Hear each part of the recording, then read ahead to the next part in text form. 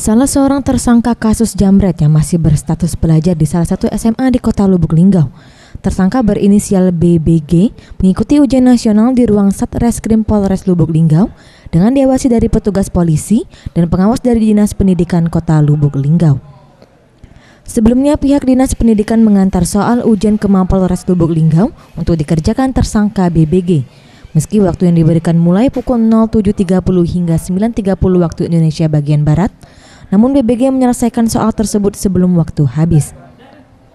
Tersangka BBG sendiri mengaku tidak sempat belajar dan mengerjakan soal UN dengan seadanya. Ia juga bersyukur bisa melaksanakan ujian meski kedepannya harus mempertanggungjawabkan perbuatannya terkait kasus penjambretan.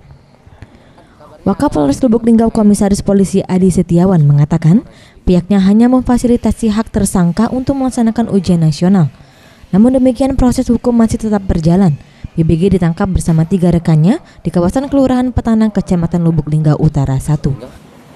Betul, jadi salah satu tersangka kita dengan nama alias BBG, ya, setelah kita koordinasikan dengan pihak Dignas dan juga konfirmasi dengan pihak sekolah, benar bahwa yang bersangkutan siswa, ya, salah satu siswa di sekolah di Kota Lubuk Linggau, sehingga kita berkoordinasi bagaimana caranya dia yang bersangkutan tetap bisa melaksanakan ujian nasional sehingga tidak terganggu masa depannya.